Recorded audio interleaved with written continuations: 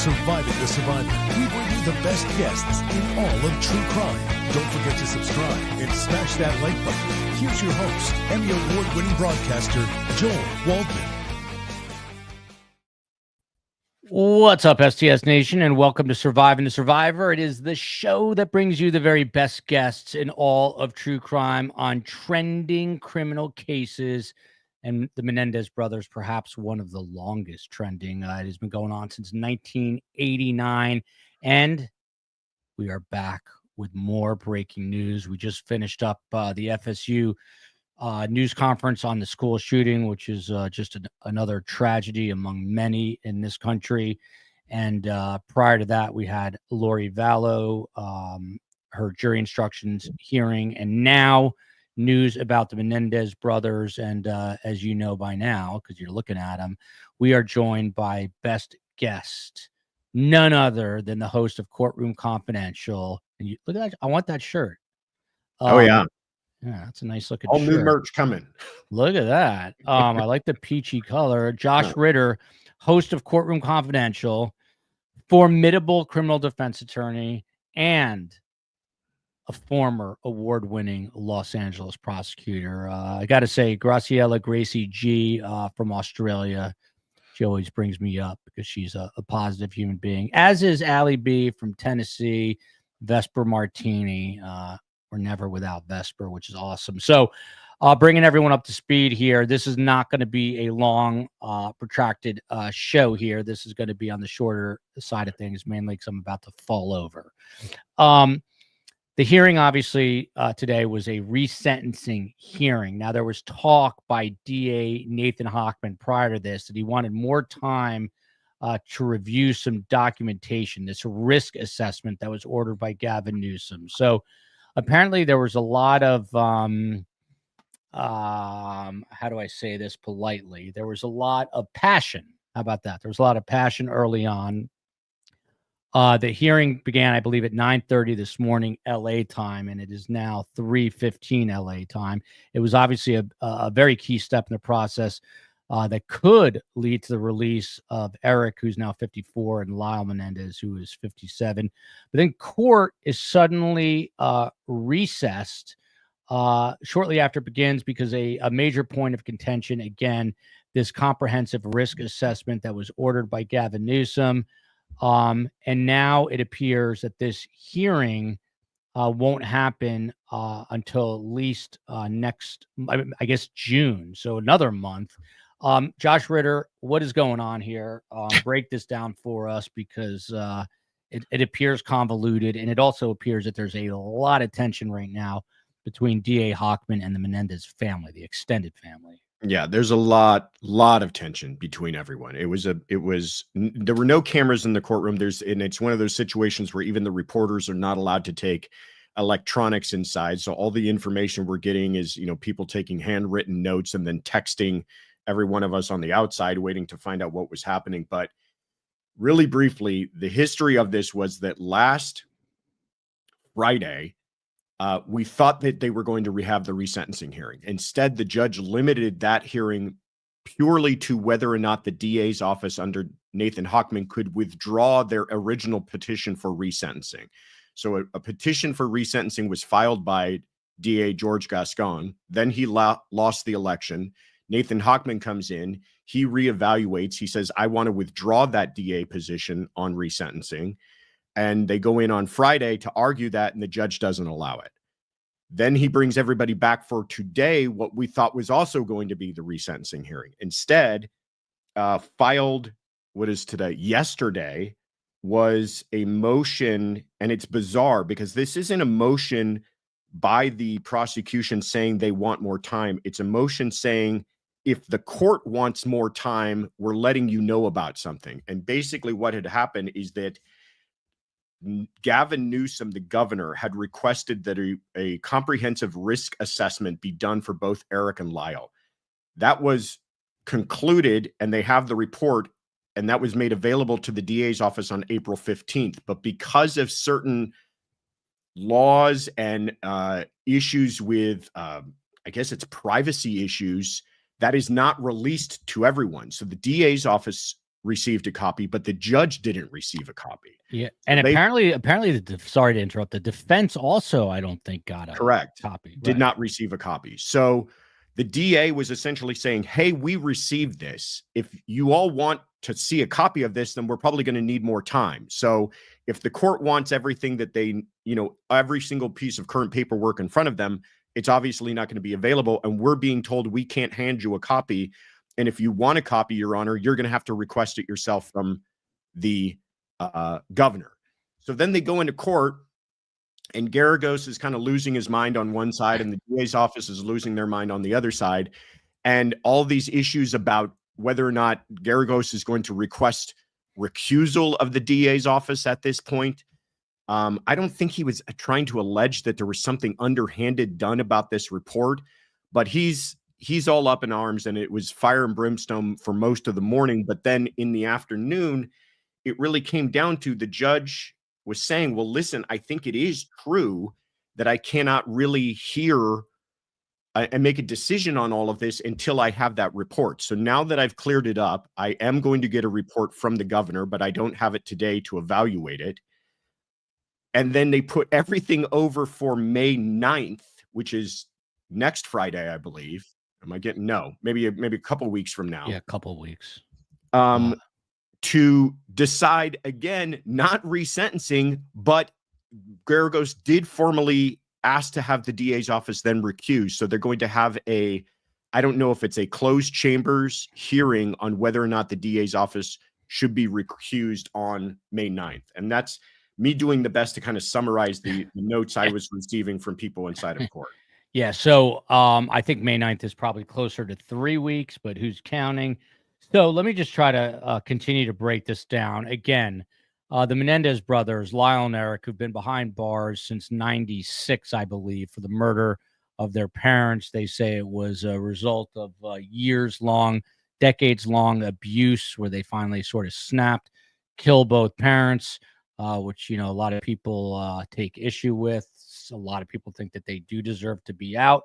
Nonetheless, they had a hearing last week about whether or not this hearing would happen. And the DA asked for it to not happen, the new DA, who's tough on crime. And the judge basically denied that request. And so they end up in court today. It's supposed to be a 2-day hearing. And from what I understand, the brothers were actually going to offer some testimony today. So let me stop it there. I mean, Josh, do you know if that is true? Because originally I heard the brothers were only going to provide some sort of statement to the court. Do we know if they were actually going to get there?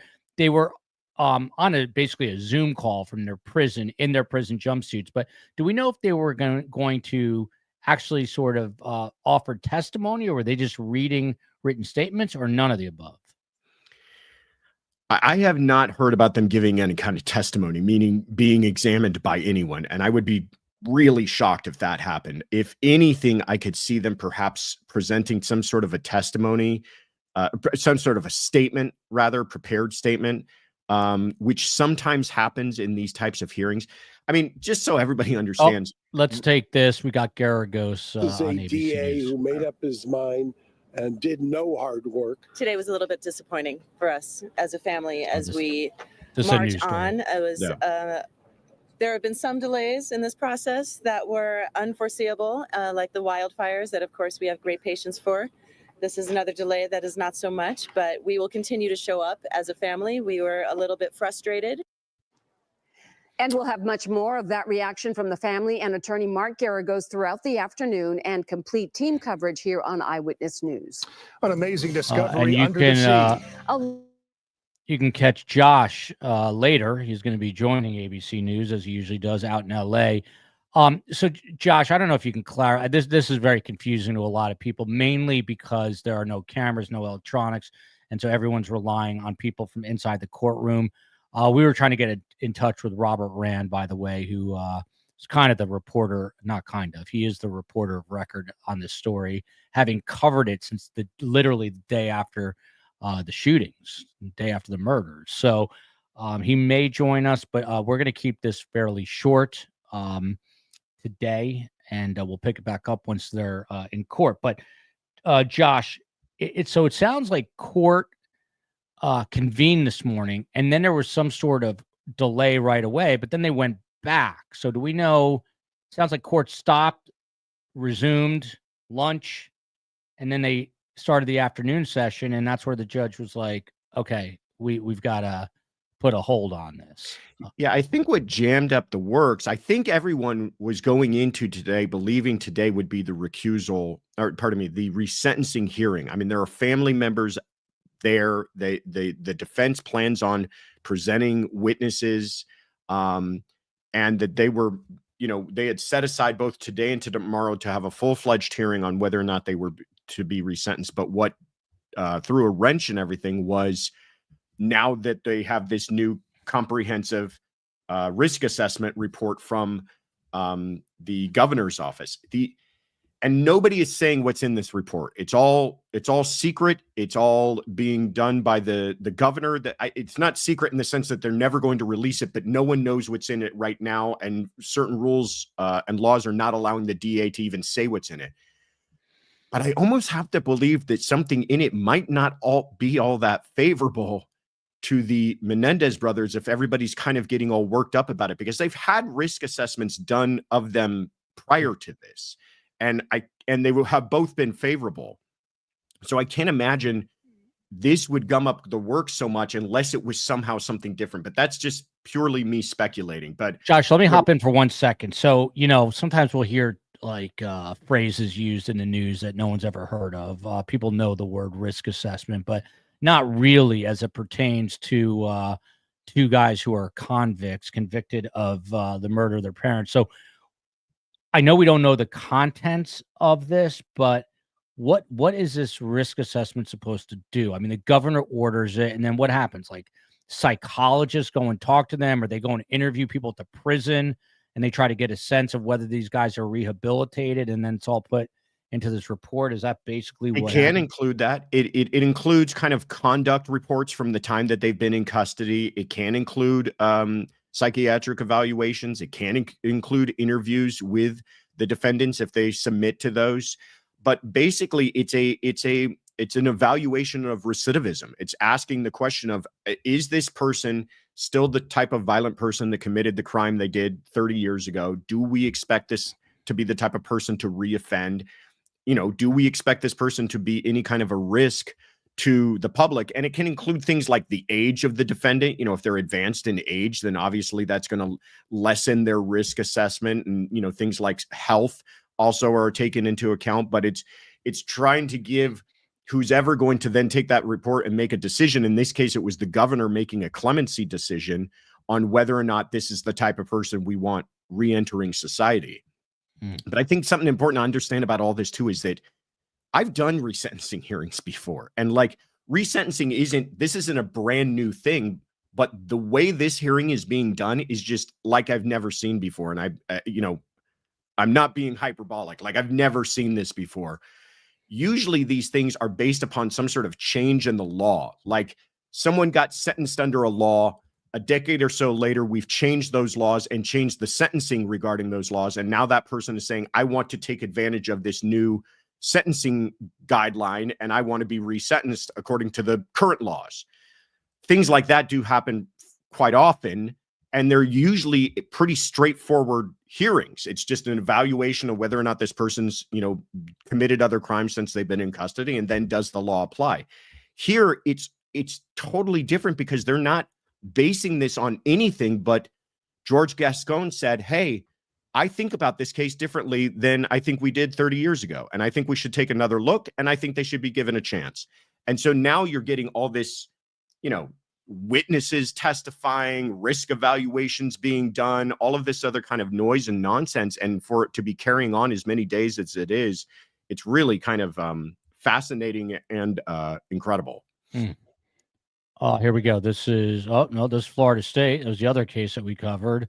But I was just gonna wish Kurt Frederick a very cordial goodbye. As neither has much to say, I'll pursue other news sources. Bye. Kurt, don't let the door hit you in the ass. See you later. Not what I want at the end of the day. See, he's going to yell at me for that. But it felt good. It felt good. It felt good to say that after a day like today. I could hear the catharsis in your voice. Yeah, I mean, it's like, just not going to comment. So let me just keep running through this. Now, this report was meant for, according to my notes, a separate June 13th parole board hearing.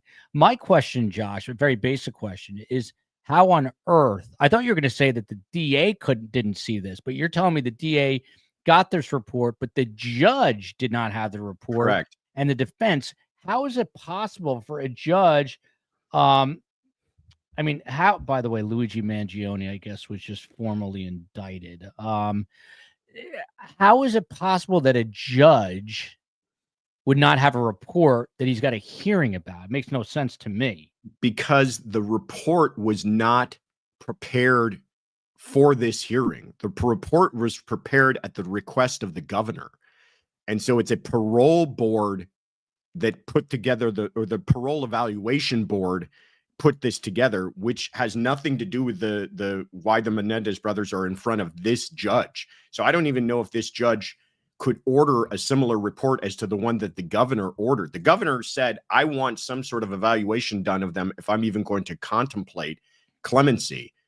And it was supposed to be, I think, purely for the governor's purposes in evaluating the brothers and whether or not he's going to grant clemency, which he could do still, by the way, at any point. But now, because it's become available and why it was sent to the DA's office. Let's go to this real quick, Josh. Well, that resentencing hearing is underway inside the court. It has been a busy day outside the court. First, we saw Menendez brothers family members arrive to support the brothers. Then defense attorney Mark Geragos took aim at DA Nathan Hochman's request for a delay. And then Nathan Hochman fired back, saying that the Menendez brothers have not taken full responsibility for their crime. Now, here's how it all went down with the DA's office. Prosecutors urged the court to obtain a copy of a recently completed risk assessment ordered by Governor Newsom, performed by the parole board. The DA's office says they were made aware on Tuesday that they wanted the judge to see it before they move forward with the hearing. Lyle and Erik Menendez are serving life in prison for the 1989 murder of their parents. They're fighting to be released after 35 years behind bars.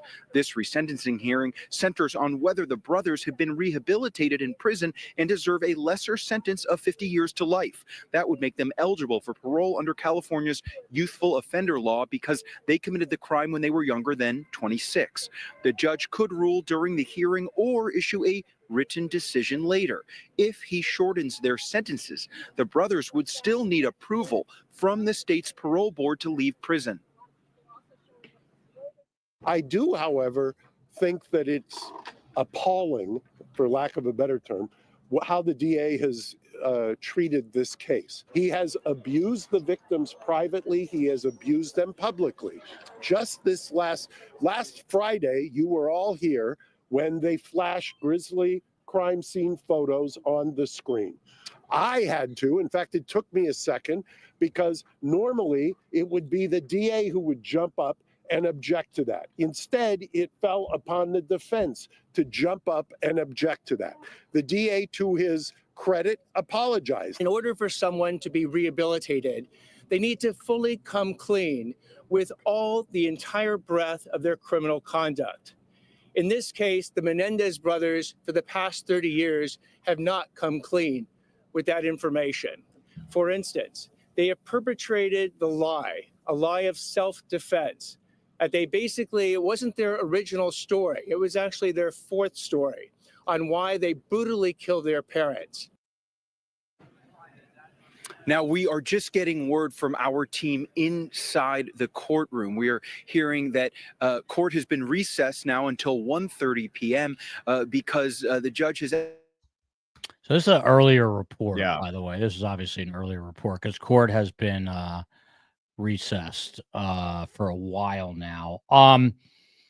You can see Geragos, obviously the Menendez's defense attorney, and Nathan Hochman going at it. Basically, Geragos went on to just express outrage over the lack of transparency as it pertains to this report.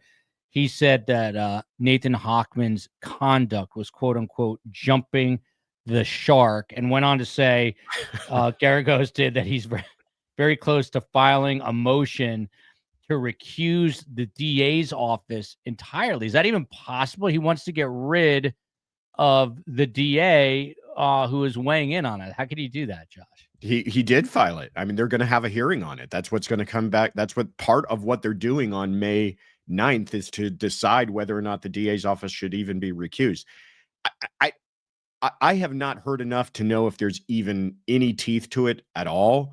But if he's just doing it purely because he feels that somehow Nathan Hochman is taking an adverse position on this than his predecessor, there's not much to that. They have done a thorough evaluation of the case. They may not like the results of the way they see it, but I don't think there's anything that I have heard so far that would be grounds for recusing their office. But it was enough for the judge to actually have a hearing on it.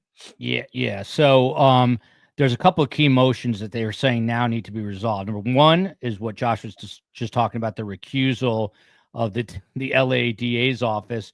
And you did hear the family was very upset because in last week's hearing, they did show graphic crime scene photos of Kitty and Jose Menendez. And, it was triggering for the family, which is understandable. So that's one point of contention. The second one is whether or not the risk assessment is admissible in the resentencing hearing. Now, is that, Josh, how is that figured out? I mean, this stuff is like novel to a certain extent. So how does the judge here figure out if he's going to allow this risk assessment to even come in or not? See, that to me, again, signifies to me that there must be something in this new risk assessment that is somehow bothering the defense, because everything we've heard about their risk assessments before now have been all very favorable to them. Their risk evaluation's very low. So but the defense hasn't seen it, right? But I don't know if they're maybe getting the impression that this is something that they should object to and fight. I don't know. Or maybe they're just saying we want to have a hearing because we haven't seen it yet. And until we see it, we don't know if we're asking for it to be admissible. But as far as its actual admissibility, that's usually not a problem. It's kind of like whatever the judge feels might be instructive to allowing him to evaluate the case in front of him. And this is, another helpful piece of information. What about the fact, just bouncing around a little bit, that there's a comment here, the family from Jesse Stargazing. Thank you, Jesse. The family are behind them 100%. How does that influence or not a judge who's presiding over this hearing that'll eventually happen now? When he sees, or she sees, but in this case a he, that the family is supporting them here, the family that they basically originally victimized by murdering Jose and Kitty, but now say that they were the victims themselves. Yeah, it's again a bizarre situation, because in California, the family of the victim absolutely has a voice. There's a victim's bill of rights written into California law. It's called Marcy's law, that they are entitled to have to be heard in court. They're entitled to have their opinions, play a role in the proceedings and everything else as the victim's family. But this same family happens to be also the family of the defendants, and all of them are in favor of the defendants being released. So it's this weird situation that you have where they are claiming all of these rights and ability to be heard as on behalf of families of the victim, but as families of the defendants, they're asking for their release. So long story, short answer to your question is the judge is going to listen, and if they want to give comments and if they want to be heard, they absolutely are entitled to be heard. And that's very much where Geragos is getting much of the ammunition he has in court to do what he's doing. I personally think they should put Hochman and Geragos into an octagon. Whoever wins gets. Let them duke it out. Yeah, for sure. Black Widow, is it calm, safe to come in? It got a little heated with the. You thought the Menendez brothers was divisive. We just had another school shooting, and people were arguing about guns in the chat. boy. And who always takes the heat for it? I do, because I'm the host of the show. So I get yelled at by the COE. I get yelled at by the chat, but I'm fine with it. I'm okay with it because Fred will not yell at me. Fred will continue. You're just hiding out in your bunker, undisclosed location. No one knows where you're at. No one knows, and I love it. There's no windows. It's dark. Exactly. I love it. I think I might actually do okay in prison because my studio is sort of like prison. COE Steve Cohen is calling me, which I would normally get, but I'm not going to get. So there's a couple other kind of tentacles to this story, Josh. There are other paths to freedom. The clemency petition is currently under review by Governor Newsom. And then you've got this habeas corpus petition seeking a completely new trial based on the evidence. How do those two move in concert with what's happening right now? So what started all of this was the habeas petition that it has very little chance. Those traditionally are very slim chances of ever being granted. And I don't think anything that they put in that petition changed my view on that. But that's kind of what got the ball rolling on all of this. I would say that their best chance was this resentencing when it was supported by the DA's office. But now that the DA is opposed to it, I think you can cut their chances on it being granted drastically. Not entirely, because it's still up to the judge. And this judge has demonstrated that he is willing to hear what everybody has to say on this case. And he's not quick to grant or deny this. And then this one outlier is clemency, and that's up to the governor. And there is really nothing dictating how he decides on that other than his own, impulses and decisions. And so at first that seemed like a Hail Mary because it was kind of an afterthought that the George Gascon wrote a letter along with the defense saying, we want you to grant clemency. We've asked for resentencing, but we also think you should entertain clemency. And instead of just dismissing that, the governor originally said, well, I'm going to wait to allow this new DA, Nathan Hochman, to weigh in. But then he didn't just sit on his hands because he's the one that then requested this evaluation, this risk assessment to be done. So it sounds like he's got the wheels in motion to see whether or not he'll actually make a decision. So I think the way it'll all play out is the governor's going to wait and see to what this judge does. If the judge grants resentencing, the governor likely will do nothing. But if the judge doesn't grant resentencing, in other words, things stay as they are now and they're sentenced to life without parole, there's a better than nothing chance the governor might grant them clemency, meaning they get out. Yeah, and that's like an immediate thing. Like he grants clemency, and it's like the next day they're walking out of prison. My understanding is a grant of clemency essentially means the Department of Corrections no longer has jurisdiction over you. So you are ordered to release that person. Yeah, and again, according to reports, they've been model citizens. But this is also, I know Ned Smith, who's always in the chat, does not think they should get out. Others do. I just bring her up because she gets worked up about it. Newsom wants to run for president. He won't grant clemency. And that was sort of, without getting into politics, I got to ask, I mean, this is, what kind of match between Geragos and Nathan Hochman and the family on Geragos' side. I mean, how much of this right now is, I guess, political, Josh, in your opinion, and or spiteful almost on the part of the DA not wanting to even listen to the family, and basically just he keeps repeating this thing that Robert Rand and Geragos about them not taking responsibility. I mean, Rand, a few people have come on and said definitively that they have taken responsibility, that they said that they were remorseful, and he keeps saying that they haven't done that. So it's a point of contention, obviously. So how much of this is political? How much of this is personal? And how much of this is, I guess, Nathan Hochman just doing what he feels is necessary under the law? No DA entertained the idea of even thinking about asking for resentencing on the Menendez brothers until George Gascon.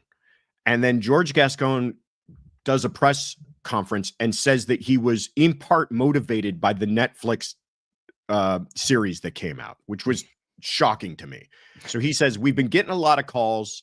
I've decided to take another look at this case. And then he comes out and says, I've evaluated it.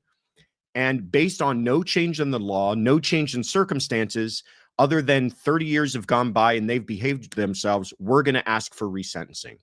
Now, that was within weeks of an election for DA. So to me, I think you can definitely say that was in part politically motivated. Now, you could say that Nathan Hochman, as the new DA, responded in kind with just as much of a political response. But at the same time, I feel like he's almost just saying, no, we're going to go back to status quo, which is there's no reason to resentence them. There's not been a change in the law. And if we're even going to evaluate it, I expect to see them take full responsibility. Now, to that question, that was an interesting wrinkle that he threw in, because he laid this gauntlet of saying, I want you to admit you've been lying liars for the past 30 years. And it's like, I don't quite know what exactly he wants them to admit to. They already admitted that they committed the murders, other than to say that all of the mitigating circumstances behind why they may have done that were false. And I don't know if you're ever going to get them to do that. And then even if they did, I don't even know if he's willing to say that then he would support resentencing. So it's kind of become this weird, if you want to call that political at that point, I think there's a good argument for it, that he's laid this challenge out there. But because of his response to it, the defense side with Mark Geragos just really went nuclear and said, all right, enough with this guy. If, now's the chance, we're never going to get a better chance than the momentum we have now. We're going at this as hard as we can. If that includes accusing the DA of playing fast and loose or playing dirty or asking for the recusal, we're going to go ahead and do it. Because I really do feel like they feel like this is their last best chance. Yeah. Judge Jessic, by the way, literally said in court today, because again, if you're coming in late, he was not able to read this risk assessment report that's at issue. And he said, and I quote, I need clarification from the governor's office. This is stupid. You don't usually hear a judge saying that. It's all giving me a headache at this point. The people request the court make all reasonable efforts to obtain the recently completed comprehensive risk assessments from the governor's office. The prosecutor's legal filings sent to the court on Wednesday night read, if additional time is required to obtain these documents, the people ask the court to continue the sentencing hearing, which is what happened. So now, Josh, I will not forget this date because it's my best friend's birthday, Michael Littman. Shout out to him. But more importantly, my boxer, Ethelbug Johnson. She will turn 4 on May 9th. May 9th will be the resentencing hearing. So now what? What happens next? Because I can't keep track anymore. Well, it sounds like one, he's going to decide whether or not to recuse the DA's office. I really don't think that would happen. But this is one of those cases where all the unexpected happens. But I don't think he'll recuse the DA's office. Then he's going to decide whether or not he'll consider this new evaluation. And then we're going to have the hearing finally, which may include witnesses being called. And we don't know how many of those people it's going to be. And we don't know how long they're going to argue, but it could take the whole day and bleed over into the next. And then eventually this judge is just going to have to make a decision on this of whether or not to grant them resentencing. And then, so everybody listening understands, all that means is they become eligible for parole. So then it still has to go before the parole board for them to evaluate whether or not they grant them parole. So they'll remain in prison, even in a best case scenario with this resentencing, until the parole board finally says, we feel that we're going to grant you parole. T. Suze, who may or may not be married to Josh Ritter, in the chat. T. Suze, just make sure I get that beautiful peach shirt, and I'll take a hat too, and I'll send you a hat and a shirt. Do we have shirts? Yeah, we do have shirts. What is this? I don't know what this means. CJ is asking, Josh, are you are they getting out? Oh, are they getting out? I thought you were asking if Josh was. Like, what do you mean? What do you think, Josh? Bottom line, do these guys see the light of day? I feel like there's a lot of pressure by the family. What are your final thoughts? And then we'll wrap this bad boy up. I feel there's a part of me that feels like somehow this is going to happen, that whether that's through the judge doing resentencing, or perhaps the governor thinks that it's somehow politically advantageous for him to grant them clemency. I just have a sneaking suspicion that this is it, and that at some point they're going to be walking out of prison. Yeah, it's weird because people keep saying, well, if Governor Newsom wants to run for president, he's not going to grant them clemency. I almost think it's the opposite. I think if he runs for president, he wants to, I don't know, signal this empathy that there's such a thing as rehabilitation. He wants something to talk about on his podcast. But you know that, right? Don't we all? Yeah. I know. Don't we all? He's the governor with a podcast, so he's got to have something. Maybe he'll ask them to be his first guest. Apparently, he's going on a million other podcasts. Josh, we should get him on both of our shows, and we can talk to him. He'll be amazing at not answering any questions. That's what politicians do. And in a minute, the COE is going to yell at me for talking about politics, which I'm really not. I'm just talking about interviewing a potential politician. The last thing here, Josh, and I promise we'll wrap. The Menendez brothers, obviously, on this call, the family members, I think it's like 24 family members. I know you're not a psychologist, but play one for a moment. I mean, what kind of roller coaster ride is this? And some people are going to say, I don't care because these guys are killers, and I get that too. But what kind of roller coaster ride is this, not only for Lyle and Erik, but more importantly, I think, for the family here? That's not a bad point. I mean, they're all in support of this, and whether or not you agree with them, this is kind of cruel to be putting them through this kind of, oh, it's going to happen. Now it's not going to happen. Oh, we're supporting it. Oh, no, wait a minute. We're changing our mind. Oh, we're going to decide on this next court date. Gotcha. Nope. We're coming back in 2 weeks after this to then argue some more. So and I think for everybody involved, it's kind of like we're all just hoping they just make a decision and be done with this, whatever you're going to do at this point. Yeah. I know that there's CJ getting me in trouble. Isn't Joel supposed to wear a Dodger shirt? Yes. I did say that I think they're going to win the World Series for like the next. Still going to collect on that debt that bet at some point. I think the Dodgers might win the World Series for like the next decade straight. You don't know. What about this? This is the last one, Josh.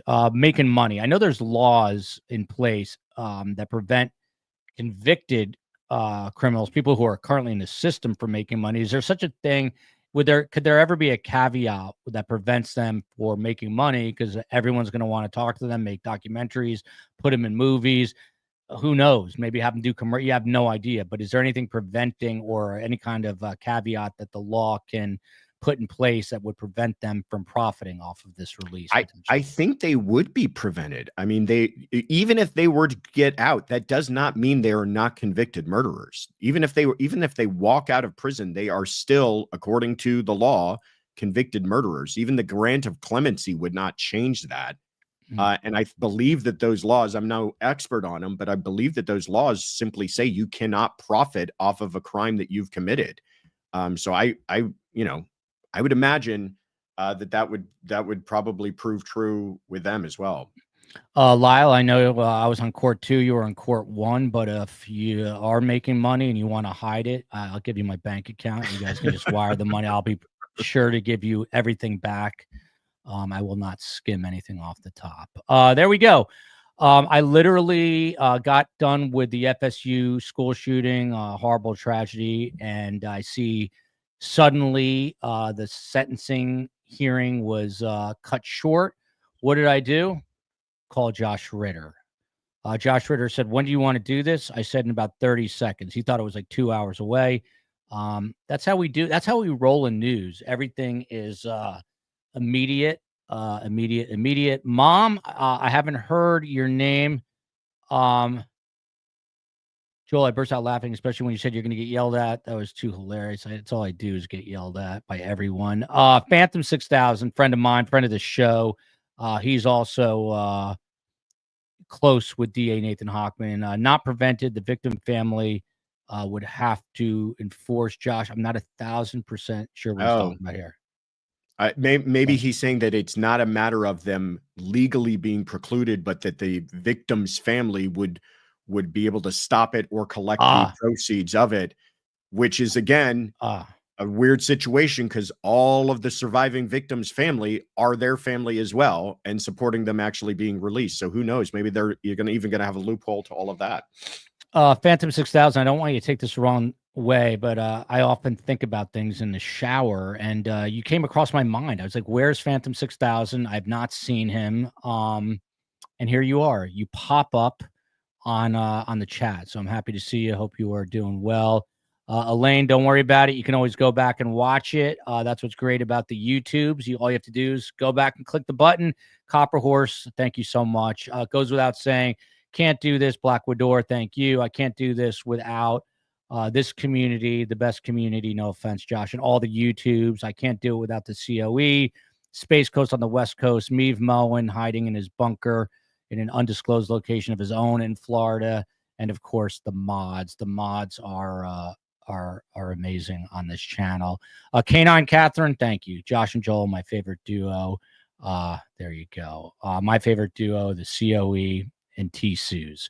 On that note, Josh Ritter, thank you so much. I appreciate it. Am I allowed to say this, Josh? I'm about to say it. I think Josh and I are going to both be in Boise for Coburger, and we will be there, and we'll try to do some stuff together, of course, while we're out there on what is expected. Just bought my ticket, so it's happening. I love it. That will be probably the biggest trial in the last bunch of years. So thank you to everybody. I'm going to go home and collapse now. Love you, America. Love you, Southern California.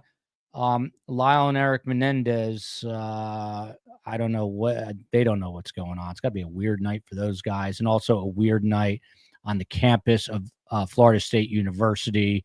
Wishing those families only good thoughts, and another tragedy on a school campus. Hopefully that can come to an end at some point. We'll see you tomorrow at noon. We're going over the Stefan Stearns police interview, another uplifting story.